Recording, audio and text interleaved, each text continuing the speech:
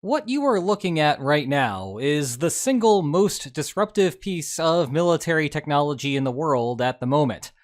Or it's a bunch of t-shirts. There is no way to know from this video, and that's sort of the point. At the beginning of June, Ukraine unleashed Operation Spiderweb, smuggling drones across Russia inside of shipping containers, and then unleashing them to cause untold rubles in damage to the Russian Air Force. Simultaneously, unbeknownst to the rest of the world, Israel had been developing a similar plan against Iran, with the target this time being Iranian air defenses. This quickly allowed Israel to own the Iranian skies, which paved the way for a US intervention about a week later, this time shifting the target to a few key Iranian nuclear sites. Indeed, the whole thing about nuclear weapons drove attention away from Israel's drone strategy. Nonetheless, as far as we can tell, it was a critical component of the plan. Here's the thing, though. This is just the beginning. Smuggled drones are a global problem now, with the potential danger in the billions for all parties involved. And I do not mean that in the sense that the United States is like Russia, and also leaves its expensive planes out in the open, and so maybe it is time to invest in some hangars that would protect them from such simple attacks. I am talking about how even trying to deduce who was responsible for such an attack leads to much, much deeper strategic problems. And the issue seems all the more salient now that Iran may seek retribution for the US strikes on its soil. Never mind what might happen if a traditional conflict breaks out between the parties. So, let's get to it. I want to begin by discussing the military vulnerability of Russia and Iran, because there is a misconception about the implication here. Obviously, I am not the first person to realize that Ukraine's attack could be replicated elsewhere. Israel's strikes on Iran laid that bare.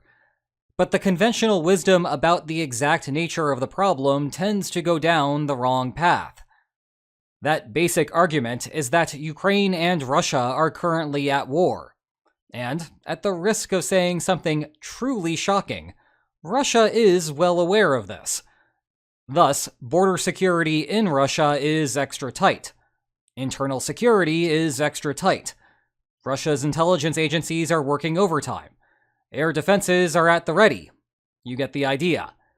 Despite those obstacles, Ukraine still managed to cripple a sizable chunk of Russia's bomber fleet. And while Israel and Iran were not technically at war when the Trojan horse drones came out there, they have been in a constant state of low-level gray zone conflict for a long time, if not more than that, including through the use of proxy forces. And Israel and Hamas were definitely at war before Iran became an active participant. So the logic goes, if hardened targets like Russia and Iran are vulnerable, just think about how easy it would be to strike the United States or Europe. Well, one thing I want you to take away from this video is that, from a military perspective, Russia and Iran are indeed hard countries to target. But again, that is just about internal preparations, and those are only half the story. What we need to add to the mix is the risk of retaliation. A lot was made about how Russia responded to Operation Spiderweb, with air quotes very much around responded. Perhaps you saw some sort of headline that noted that Russia was firing a record number of drones at Ukraine as alleged punishment for the operation. If that were true, then yeah, Kyiv might want to rethink the wisdom of conducting attacks deep on Russian soil. And while there have been records, the causal chain here is all wrong. The records are not a response at all. Actually, to prove my point, I was playing a bit of a trick on you there.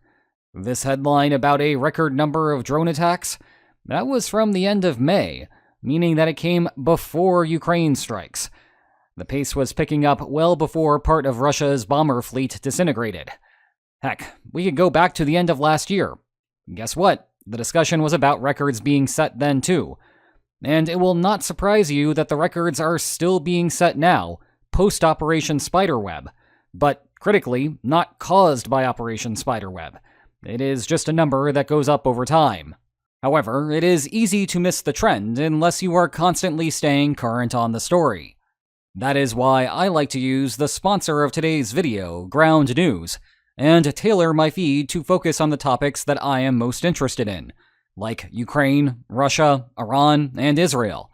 They say it is a curse to live in interesting times, but hey, Ground News is going to help me power through it. And you too can tailor your own feed, plus get a ton of useful meta information about the news that you are consuming. All it takes is a Vantage subscription. And by going to ground.news/linesonmaps, or scanning the QR code on your screen, you can get 40% off of this service. So thanks again to Ground News for their continuing support of this channel. What we really need to be talking about here is a political deterrence perspective. In that light, Russia and Iran were among the easiest targets out there. Using political violence is a strategic decision that policymakers choose because they think there will be some type of benefit attached to political violence, while the downside risk of political violence is comparatively small. Put yourself in Zelensky's shoes for a moment. What exactly was the downside risk here to Ukraine? Well, the answer is not much. Just as we discussed right after the attack, Russia was already at war with Ukraine, and it was not like Moscow was pulling punches. Russia ramped up its drone strikes in the following days, yes, but that was it. Again, the number is just ticking up over time, regardless of what Ukraine does. But here is the thing. Russia has been scaling its drone production over the last year or so. The assembly lines are producing about 5,200 per month, but that number is likely outdated by the time that you are watching this. Thus, the reason that Russia could deploy all of those drones at the same time is simply because Russia has more drones in its possession now than it ever did before, and that statement will continue to be true week after week for the foreseeable future, perhaps until Ukraine starts finding ways to target Russia's drone production facilities, which seems to be the direction that Kyiv is heading. Switching to the other target, what was the downside risk to Israel here?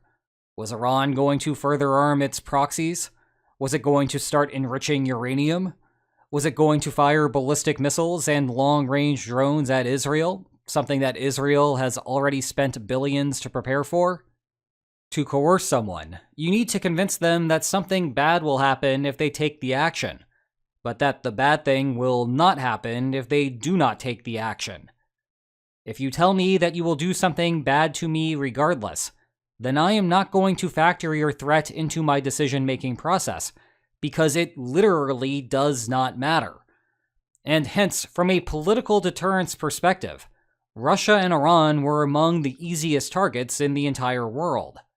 To reset things, both Russia and Iran were theoretically hardened military targets, but were relatively vulnerable politically, because deterrence had already failed. Let's compare that to the challenges a country like the United States faces now. Given the distance that Ukraine managed to cover with its strike, perhaps you think that everywhere in the United States is vulnerable. And that may be true, but bear in mind that Ukraine had to assemble the drones inside of Russia. Well, maybe you think that the United States has a better protected border. Or maybe you think that US intelligence would be better at exposing the operation, or the FBI would be better at tracking down the operatives after they arrived. If only such capacity solved the problem. Even if you are that optimistic, the United States still cannot relax. Let's keep zooming into here. Welcome to El Paso, Texas. With a population of 679,000, it ranks as the 22nd largest city in the United States. The thing is, Ciudad Juarez is just south of it, population 1.5 million. So even if you think that the US Border Patrol and the FBI have it on lockdown, that would do El Paso little good if you think that sneaking some drones and agents into Mexico would be super easy. And once there, attacking El Paso would be barely an inconvenience, because both of those things are that simple. Let's focus on right here, El Paso International Airport, because we know that if you want to disrupt the US economy, aiming for anything and everything plane related is a good starting point. And I know that I keep saying this, but here's the thing again. It sits just 4 miles from the border. Now, your average handheld drone used in the Ukrainian war effort has a range of about 6 miles. A potential saboteur, therefore, would not even need to access the US cellular network to commit the attack. All they would need to do is drive up to the border, deploy, and scram. Meanwhile, if civilian infrastructure is not the target that the saboteur has in mind, Fort Bliss is literally right next door. I am not exaggerating here. Actually, the distance question is more favorable. Drive up, launch, and leave.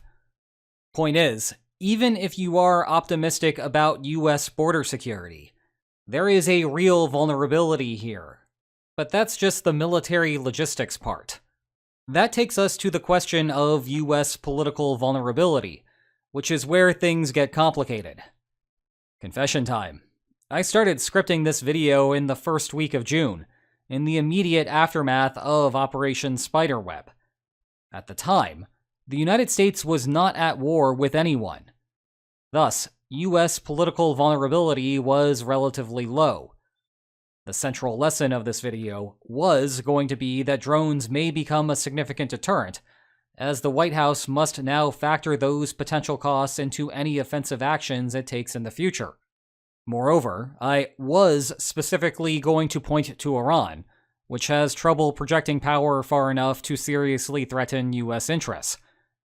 Meanwhile, its most damaging retaliatory option is to close the Strait of Hormuz, but that comes at the cost of shooting itself in the foot by limiting its own oil exports, and it would undoubtedly set off something fierce in Beijing. Consequently, Trojan horse drones play a role that Iran did not really have access to a few months ago.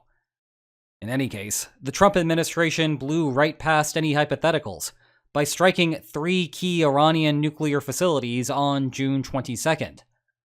As it stands now, it is hard to adjudicate where exactly we are in the threat environment. Because the United States' attack was a one and done, and also because Washington's leverage with Israel also helped end that war, it is unclear whether Tehran would want to restart anything by seeking retribution with some quadcopters. In contrast, Israel is in a worse position. Iran certainly would like to see more damage there after having gotten clobbered for 12 days. And if you worry that Mexico's security is porous, just wait until you find out who is on Israel's borders. But focusing on Iran alone as the problem overlooks perhaps the biggest challenge that the United States faces overall. In fact, our last focus for today is something known as the attribution problem. And what I really want to do here is to introduce you to the central lessons from this paper, Deterrence with Imperfect Attribution. For the sake of simplicity, imagine that the United States has a couple of rivals. Let's stick with Iran for one of them. Meanwhile, and goodness knows that Washington has a huge rogues gallery to choose from, let's call the other one Mystery Militant Group X. Both might want to attack the United States, but neither is too keen on suffering the punishment that Washington might dish out in the aftermath.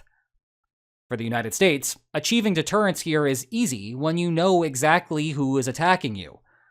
Just have a ridiculously powerful military, and neither will dare cross you. However, a major problem arises when attacks are not perfectly attributable. That is, conditional on having been attacked. The United States might be able to find a smoking gun that traces the operation back to one of the parties. But it might also end up clueless in the aftermath, and thus unable to infer to whom it should direct its wrath. You can see how a Trojan horse drone attack might fall into this category. Not everyone is going to be like Ukraine and turn a spider's web into an advertising campaign. There are 3 key findings to know about such environments. First, conditional on being attacked, unless there is a smoking gun, the United States cannot directly infer who conducted the operation. Now, that might sound like it is self-evident, but it is not. If only one actor were in a position to conduct an attack, you would not need a smoking gun to know who did it. You could reason through the situation by making a logical inference, and a very basic one at that. But a problem quickly arises here. Imagine, indeed, that only one country had an interest in attacking. Say it is Iran. Then, as I just described, the United States would know that any attack must be from Iran. It does not need to see an Iranian flag painted on bits of drone to figure it out, given that Iran is the only willing and able country to conduct the attack. In turn, the United States targets its retaliation against Iran, simple as that. However, Iran would prefer to not attack conditional on retaliation, and it can avoid that retaliation by simply not attacking in the first place. No attack, no retaliation. The logic is the same for why the militant group alone cannot be the only one who would ever plan an attack. Then the United States would know, and it would be goodbye militant group X. And that takes us to the second key point. Both of them will attack some portion of the time.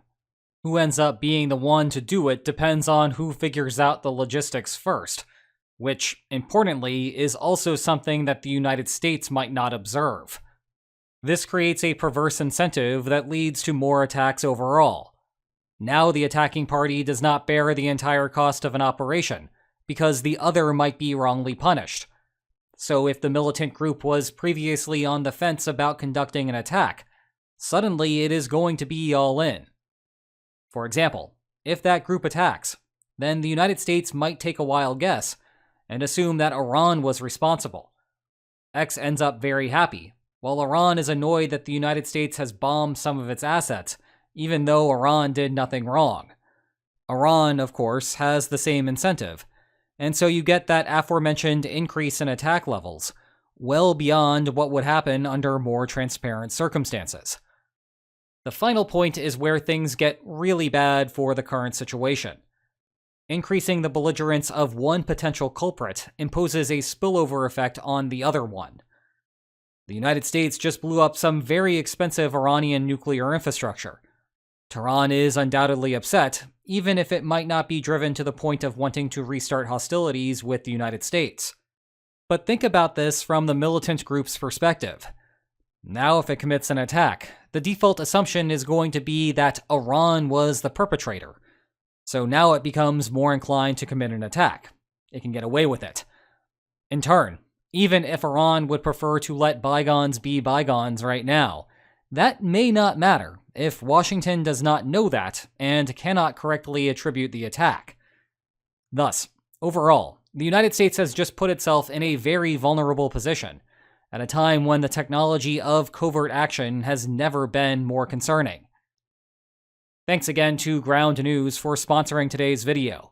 Go to ground.news/linesonmaps or scan the QR code on your screen to get an excellent 40% off Advantage plan.